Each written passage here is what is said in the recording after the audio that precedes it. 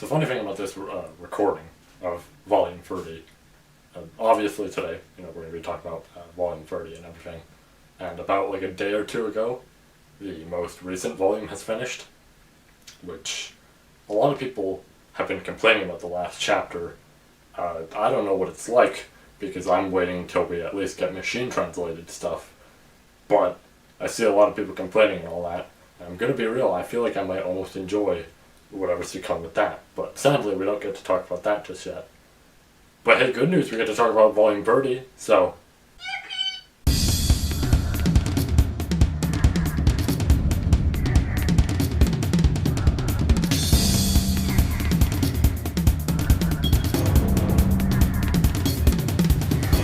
Alright, so Volume 30. This is where we get into some interesting shit, because now we have two different groups of people in two separate locations. We got everybody in the Demon City and everybody in the Fortress City. And I'm gonna be real, I am going to keep the Demon City talk to a very short minimum. I will essentially, explain and give my thoughts on the more important stuff that's in there, because I do like a lot of what's in there. There is some surprising stuff in there. But if we're being real, a lot of the shit there is just talking. And not much else. Is not really much progress in terms of the event until, like, the last chapter. So let's give a very quick summary of all the events that happen here. The Great Calamity is now a thing. It's this weird scintilla shadow thing. We don't fully know why this is happening or whatever it may be, but the cause could be possibly the fact that Subaru was a kid and now she found him because he was becoming an adult again, right? It was getting reversed, except it didn't actually get reversed, but we'll get to that. Now everybody's trying to deal with the Great Calamity. Vincent/Abel comes up with the plan of, hey, let's destroy the Demon City.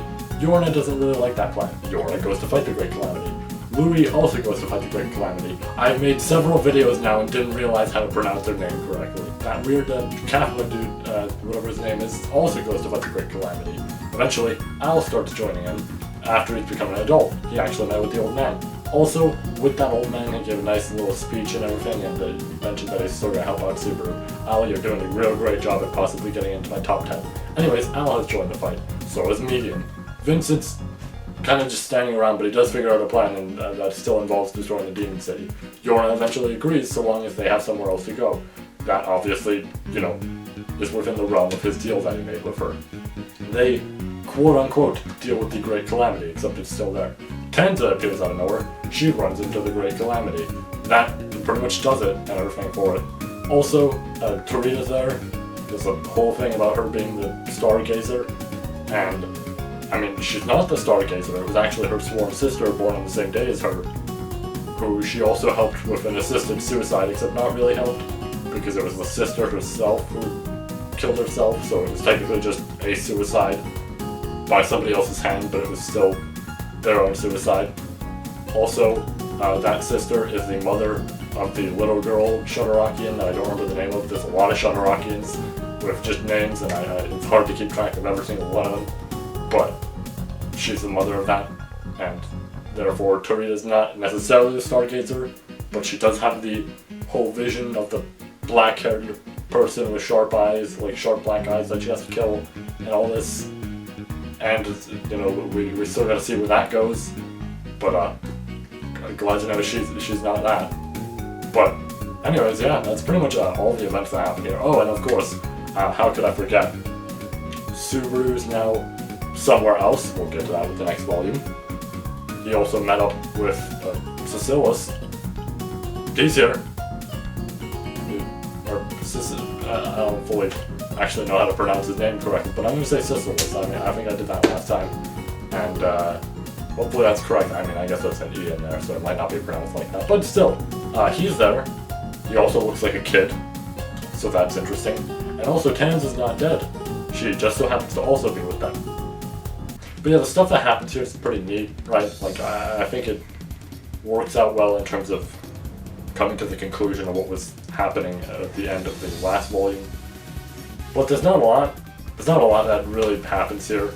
And I will say, and I'll go further into this with the next volume, if what I've heard is correct, this does lead into the one problem I found with Arc 7, and it's the fact that we have barely gone anywhere. I mentioned this with my review, but we really haven't made much progress in terms of, reaching the climax and everything. Luckily, though, we get the B plot, and the B plot stuff has a lot there. And by a lot, I mean there is a lot, and some of it I have to really talk about because I may have said I'm not making a follow-up video, but I still have problems and I still have to discuss them. But now we get to the B plot. So we start off the B plot stuff with Priscilla and Rem, and via this chapter, we actually get to see a lot more about Priscilla, I feel. You see a more, human side to her, almost, right? She speaks in such a way here that obviously her motives and everything are kinda woo. But there is some, there is an actual person, I'm gonna say, to her, if you get what I mean, right? I really like this chapter for that, because I think it does show more about her and everything. And all of a sudden, while she's having a bath with Rem, fucking dragons are coming via the sky. And then Heinkel comes out, he starts fighting a few of them, killing a few of them. Oh, that's pretty nice. We also get to see more about Schultz here, right, the little boy with Priscilla and all that, as well as Flop, and once again the character I don't remember the name of, but we see more about all of them and everything, more so Flop and Schultz. I do actually really like this a lot because you get to see, more about them, how they view things, all that. And as this progresses, eventually Heinkel shows up and everything, they speak to him. Oh no, here come the dragons. Like I mentioned, Heinkel fights a few of them. And then, out of nowhere, Madeline shows up, the 9th General, and she's here. And Heinkel is pissing his fucking pants all of a sudden. Which, I guess is kind of fair, this is a general, but he is horrified of this. And everybody else is, quote-unquote standing their ground. They don't really want to fight. I guess the little girl is, but the other two aren't really doing much. Heinkel is getting absolutely just wrecked. He is eating shit. And it's to the point that he almost dies, except Schultz gets in the way, and then he's slashed. But he's not slashed, because he has the weird thing, the chaos flame shit that Yorna had, right? Whatever it is. The whole thing that everybody in that city had. It's weird that he has that, and the implication is that it's via Priscilla, but I don't fully get it at the moment, right? I guess Priscilla has it in some way, perhaps, who knows? But yeah, from there, Priscilla eventually kind of joins in. Rem's kind of just healing everybody in the building, whereas Priscilla's moving out to go and fight. And eventually she makes her way there to fight Madeline, everybody else escapes, and all that. And now Priscilla's gonna fight Madeline. And it's actually pretty cool, on top of the fact that Madeline's struggling to actually, hit Priscilla, and Priscilla's landing some decent hits here and there, but also occasionally getting deflected. And then the big event happens. Emilia shows up. And here's the thing with this, right? Because we gotta talk about this. To some degree, I am okay with this, right? This is way better than I thought it was going to be. Because I thought this was going to be some absolute ridiculous bullshit that was barely going to be explained, and that it would lead to a lot of problems, and it doesn't really lead to a lot of problems, which I like, right? This is still good, I still like it. But I have about 3 problems with this that I just need to mention. Number 1, I'm aware that she gets in via some smuggling route that Otto has and everything. Cool, great. Here's the thing. Arc 7, at least from the implication that we get throughout the chapters, doesn't take place that much longer after Arc 6. We haven't spent that much time, since then. At most, maybe 2 weeks, and honestly I think 2 weeks is pushing it way too far. I think it's been a week. So it's a little bit ridiculous on time. Now why is time a problem? Well, here's the thing. Number 2. How did she get here this quickly? Like, hear me out. Right? Cool. They might have had some smuggling route to get her in and just go, right? Perfect. Neat. I guess to a degree that can work, right? She was in Lagunica, and then, okay, get in this carriage, we'll just shove you in there. Nice. Here's the problem. Do we remember how long it took to get to the Pleiadius Watchtower? Do we remember? Because if I recall correctly, bare minimum it took a few weeks, or some shit like that.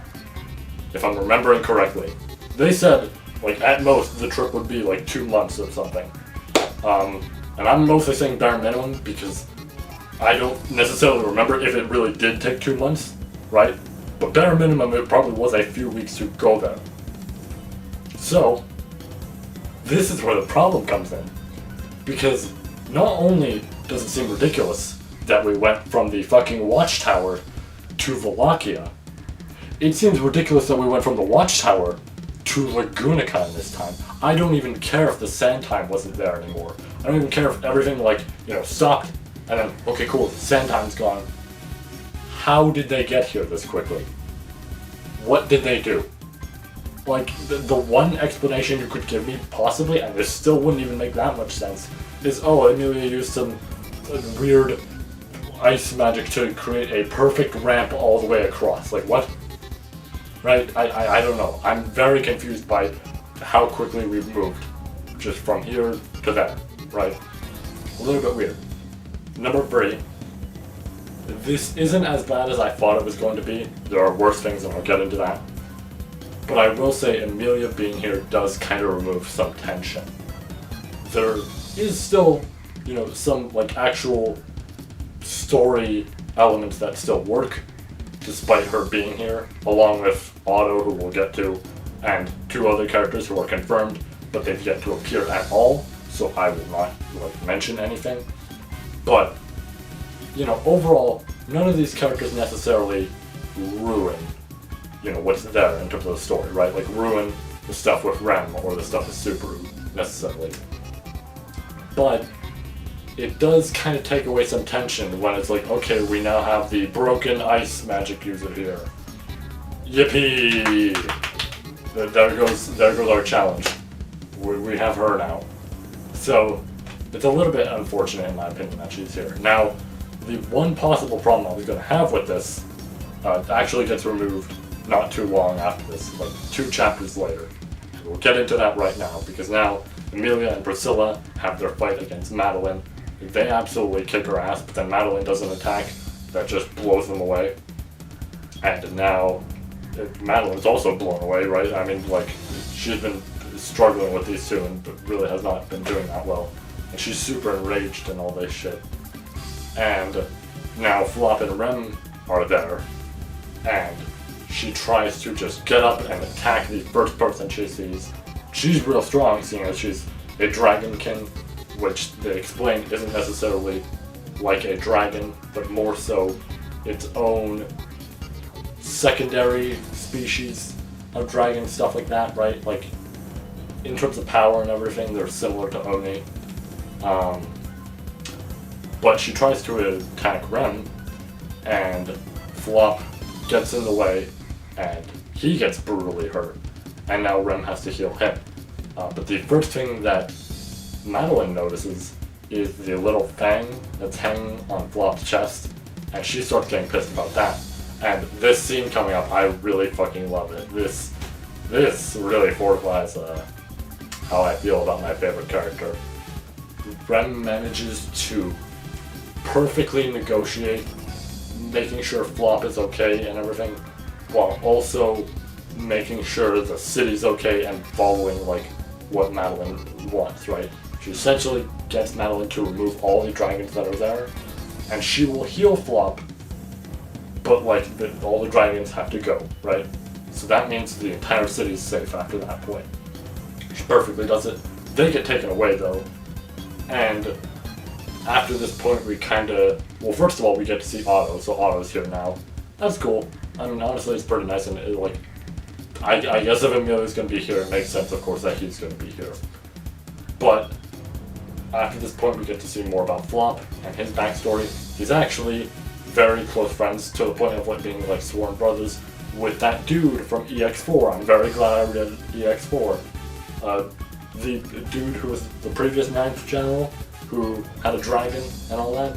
Yeah, he's a close friend of his. So that's pretty nice. It's interesting to see that, right? And they build on that a whole lot, because that dragon that previous 9th general had was essentially the thing he had on his chest, right, on the necklace. That was actually from that dragon when it was growing up, because of course, they were all growing up together. And he had that from when the dragon was young, and it turns out Madeline actually was trying to be the wife of essentially that previous 9th general. It's a really interesting plotline. I think it actually ties it all perfectly together, and it makes sense then why she's now the 9th general, and also I'm gonna say dragon related, right? It's fitting. But with all this, we get a whole bunch of stuff related to Flop and all that, and we get a scene with Rem that I really fucking like, because now Rem is essentially captured in the Prime Minister territory, which, by the way, the Prime Minister totally knows about Abel and all that and the whole plan. Well, maybe not the whole plan, but he's well aware of Abel and all that. And through this, essentially, he has Rem there as their healer. It's more so something Madeline wants, so that Flop can tell her more and everything. But, they have Rem captured there, and we get a really great scene, because this is exactly what I want, right? There was something I was thinking throughout the previous chapters with the way Rem made those negotiations and a few other things, and it was the fact that, I feel like something's clicking in her brain right now, right? And this chapter proved it to me, because I got so excited when I read this line, by the way. I just need to state that. I got really fucking excited when I read this line.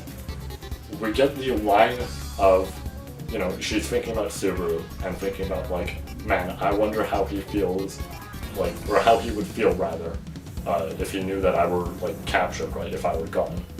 And she thinks about the pain that would be in his heart, and then proceeds to have the same pain herself, but she doesn't know where it's coming from. And I love this, because it is literally the third arc line, the one that happens before she goes fucking comatose. It's happening again, but now we're having it with the modern arc with the amnesia version of her, and it's fucking perfect. I love it that we've come full circle here.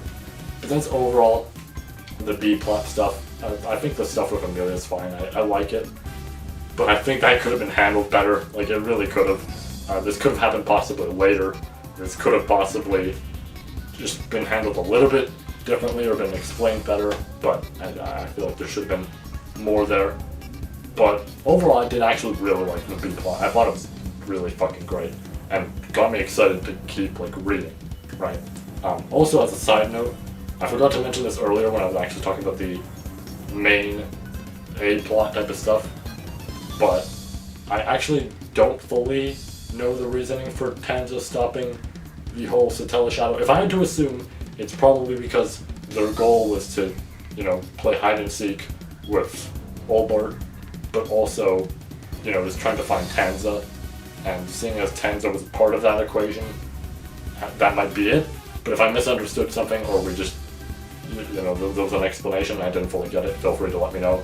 If there's not, or that was it, then yeah, I guess I understand it, or I just don't, and none of us do.